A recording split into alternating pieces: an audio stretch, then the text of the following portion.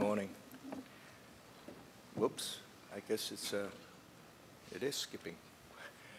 I'm going to start with a case to keep everybody awake. Here's a young man, 30-year-old in San Francisco, showed up in the emergency room to have MI ruled out, chest tightness, tachycardia, and been sweating and have sense of he's dying. He came to the emergency room telling everybody that he's dying. He has been diabetic for 3 years and has an anxiety disorder and has a tremor since he was 14.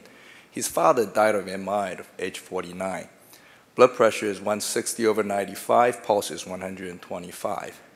They checked all kinds of things, kept him in the ER for about 18 hours, ruled out his MI, and gave him propranolol. Now, as is the case in San Francisco and probably other places in the United States, nobody leaves the emergency room without a CT scan of the abdomen. I don't know why they did the CT scan. And here is what it is, a 13-centimeter left adrenal lesion. The radiologist called up to the emergency room, say that, well, we can stick a needle in there and tell you what it is. Fortunately, they did not do that, and somebody had the sense of checking epinephrine and metanephrine and diagnosed a Pheochormocytoma on this patient. Then, in retrospect, they did a neck exam. So this is the way we do medicine in the United States. CT scan first, physical exam later. And he had a 1.4 centimeter right jugular lymph nodes. And then the ultrasound came out and found bilateral thyroid lesions. So this is obviously medullary thyroid cancer in somebody with also a Pheochormocytoma, and the classic presentation for MEN2A patient, and he had a red proto-oncogene 634. The treatment for this patient was alpha blockade with phenoxybenzamine and have the adrenalectomy first, and then have total thyroidectomy and lymph node dissection for his medullary thyroid cancer. A young man like this, the immediate threat is Pheochormocytoma that could kill him, but the long-term threat is he would die from his medullary thyroid cancer. I want to review for you our experience, and then in between talk a bit about what we do with Pheochormocytoma. We just recently reviewed a 15-year experience from our institution of about 100 patients. And interestingly, what we found is that the classical presentation of somebody presenting with hypertension, sweating, headache, and palpitation is actually less than half of the patient now. So you read the textbook, they tell you about the triads. That's actually not the most common presentation. In fact, incidental loma, which Steve's going to talk about later, now account for 1/3 of our patients. A patient comes in for other reasons, and they're found to have incidental adrenal lesions. We also have a significant number of patients come to us because of multi-system organ failure that develop what we call Pheochormocytoma. These are patients, some of them are on aortic pump, some of them have liver failure, kidney failure, and part of the reason is that these are patients that have Pheo that's unrecognized. In this particular series, initially we only found 7% of the patients having the familial syndromes. Now, you all probably know from medical school when we were taught that Pheo is a 10% tumor, that there's 10% familial, 10% paraganglioma, 10%, etc. And one of the rules actually no longer holds is, and I'm going to talk a little bit about that with you. After we worked up some of our patients, as it turns out, 15% of our patients, even just because we recently started doing genetic studies for these patients, when we doubled the number of patients that have familial syndromes of MEN2As, von Hippel-Lindau, neurofibromatosis, Oslo-Weber-Roundu syndrome, and succinate dehydrogenase gene mutation. And we'll talk a little bit about the succinate dehydrogenase gene mutation because this is probably one of the more common mutations that is not recognized. In fact, this is a study from the NIH where they first excluded all the patients with known syndromes, and they studied all of the patients with Pheochormocytoma and looked for germline mutation. They look for germline mutations for von Hippel-Lindau, for red proto-oncogene for MENs, and for succinate dehydrogenase genes. And they found about a quarter of patients. This is after excluded patients with known syndromes. And so this number is very, very high. In fact, if the patient have more than one pheo, if the patient is younger than 18, or if the pheochromocytoma is the so-called paraganglioma, the risk of having one of these genetic mutations is very, very high. So one of the take-home points is if you see a pheo patient, you need to make sure that you do a genetic study, both for the patient and for the patient's relatives. And this is, again, to just review the three things that goes with it. MEN2 is red proto-oncogene mutation. It's associated with medullary thyroid cancer.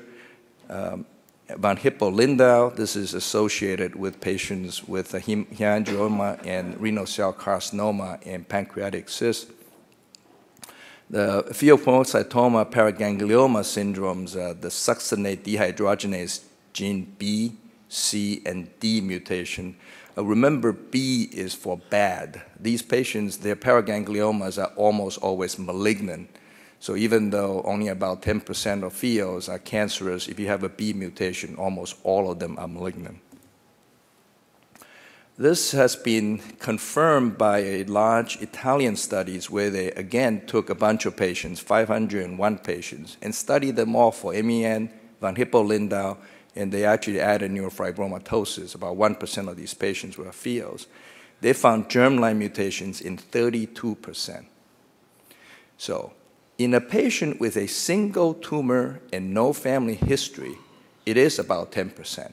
But anything else, if you have multiple lesions, recurrences, there's any family history of any associated syndromic lesions, familial disease, or genetic mutation is quite common. So remember that the next time you see a pheochromocytoma patient, you better send the patient to a genetic counselor and talk about potential mutations. Here's another patient, a 51-year-old man who showed up with hypertension, blood pressure of 230 over 110, has a headache, and somebody thought this could be a pheochromocytoma, but the lesion is quite small. It's only about a centimeter. The plasma epinephrine is about 1.5 times elevated. Norepinephrine is a little bit elevated. Urinary epinephrine and norepinephrine is within normal range. And and then they did an MIBG scan, and there's some uptake in the right adrenal. So does this patient have a pheochromocytoma or not? We actually see a lot of these now, and Steve may give us some answer about this when he talk about incidental omas. What do you do with these patients that have a little lesion or maybe even a bigger lesion and look like may or may not have pheochromocytoma? By the way, the usual definition for positive study is more than 2 or 3 times upper normal for epinephrine studies. So for diagnosis of pheochromocytoma, there are usually 2 types of tests you can do. One is plasma, and one is 24-hour urinary collection. And nowadays, most of the time, either plasma or urinary collection, you want to get metanephrines. VMAs is really not used anymore. The thing about plasma metanephrine is that it is much more sensitive but less specific. The urinary metanephrine is more specific but slightly less sensitive. So you need to use these for patients in different categories. So patients that are at very high risk for pheochromocytoma, such as family history, you probably want to use plasma metanephrine. For patients that are having incidental omas, if you use plasma metanephrine, you're going to have many false positive. And definitely don't do FNA for these patients. Now, just look at the incidental oma series. This is a series, a prospective series from Swedish series.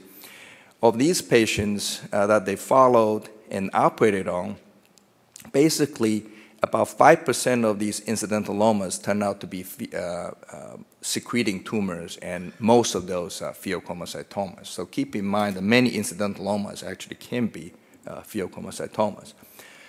James Lee, who was just here on the panel, reviewed this for us several years ago, looking at this particular group of patients who showed up with incidental omas but have a slightly elevated metanephrine. And this is what he found. If your metanephrine is normal, completely within normal range, we have none of those patients have pheochromocytoma. If your metanephrine is greater than 2 times upper limits of normal, all of those patients have pheochromocytoma. Interestingly enough, of the group that is somewhat high but not diagnostic of pheochromocytoma, about 1/3 of them actually do have pheochromocytoma. So if you're going to operate on this group of patients, even though the metanephrine is not absolutely diagnostic, you need to make sure that you block these patients with alpha blockade before you take them to the operating room. And by the way, that's why the answer was wrong. I know you guys are going to go over there later, but anytime you see an adrenal lesion, you better do biochemical testing first, before, even if you know that you're going to be taking out the lesion. Let's go back to the series. Of the 102 patients that we operated on in the 15 years, there were 97 laparoscopic resections, and 4 of those were converted to open and/or hand-assisted. 7 of them were done with open operations. Of this series, about 10% of them were paragangliomas, and keeping in mind the paragangliomas, many of them can be done laparoscopically. We did 7 of them laparoscopically and 3 of them open. But these are a little bit harder to do because they're very vascular, has a lot of arterial supply to them, and can be difficult to do. We also done bilateral operations. These are usually MEM patients. If you discover them, keeping in mind that some of them can have subtotal cortex spraying operations. I think Martin Baltz is going to talk to you later about the technique of these, and he's actually one of the proponents of doing subtotal adrenalectomy for patients. The operating time is about 3 hours for these patients. This is an interesting number. Traditionally, pheo patients are very much feared by everybody in the operating room and post-operatively. When I was a resident, these patients used to come into the hospital a week before for preparation, and they stay probably a week after. Now, if the patients are prepared properly preoperatively, only about 12% of these patients require post-operative pressors, and even then, many of these patients can get off their pressors pretty easily. We had a hospital stay now about 2.5 days. And in fact, for most people, let's say with a 4 or 5 centimeter pheochromocytoma, all of them are 23-hour stays, and none of them stay in the ICU anymore. In this series, we did have patients with PEs. These patients are very high risk for PEs, and especially those patients that are in multi-system failure and crisis. Patients do have cardiac complications and pneumonia. And here's a radial nerve palsy. Maybe I should be doing some nerve monitoring with Alan's help for these patients.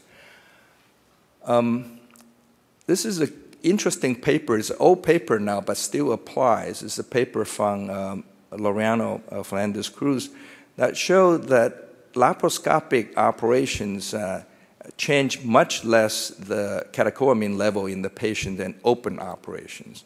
So in contrast to thyroid and parathyroid operations, where laparoscopic or endoscopic operation is mainly for cosmetic reasons, laparoscopic adrenalectomy for pheochromocytoma has a significant advantage in terms of intraoperative hemodynamic stability for the patients. Partial adrenalectomy can be done. We usually do them for patients that have bilateral disease or it's a second side. You can do it. The key thing to know is most of the patients, if you're thinking about partial adrenalectomy, are at risk for bilateral disease, and the risk of recurrence is about 15 to 20% over 10 to 15 years, depending on the genetic mutation. that you have. And nowadays with ultrasonic and bipolar type sealers, partial adrenalectomy is actually relatively easy to do. If you're going to do that, keep in mind that you need to leave about 1/3 to 1/2 of one gland to have good cortisol function for these patients. Much smaller than that, it's probably not worthwhile. Recurrences. In the series, we have 7 patients that have recurrences require further operation, and most of these were, well, they actually, some of them were cancers, a couple of them were genetic reasons for recurrence elsewhere. 2 of them were incomplete resections. One was open, one was laparoscopic, and the reason is that pheochormocytoma has hemorrhage into the tumor, and that's why you see these cysts. And sometimes in an operation, in a recently hemorrhaged lesion, you can get into the wrong plane and have incomplete resection. We did have 3 patients that died subsequent during the series, but they usually died because of cancer and, after a few years. One thing about tumor size is that it's frequently talked about that larger adrenal lesions are more likely to be malignant, and that is absolutely true for cortical tumors, but it is not true for pheochromocytoma. So this is a ROC curve when you look at tumor size versus malignancy. So for pheochromocytoma, larger tumors do not necessarily mean cancers. And so for that reason, we still routinely attempt adrenalectomy laparoscopically, even for large pheos.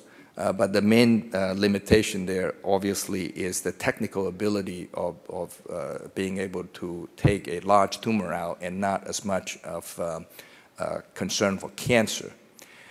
So in summary, pheochromocytoma can present as incidental or in pheocrisis, and very importantly, about 1/4 of the patients will have familial disease, and you need to screen these patients for MEN2, for von Hippel-Lindau, succinyl dehydrogenase gene, and especially if the patient is young or has extra-adrenal pheochromocytomas. Incidental omas that you find can be screened by plasma or urinary metanephrine, and keep in mind the issues of these subclinical pheochromocytoma, small ones with abnormally high metanephrine but not diagnostic. Some of these will be pheochromocytomas. Remember not to do a needle biopsy for these patients. And keep in mind that most pheochromocytoma can be resected safely laparoscopically, and partial adrenalectomy is an option when you have bilateral disease. And these patients, the cancer is very difficult to diagnose, and you need to do long-term follow-up for recurrences. Thank you very much.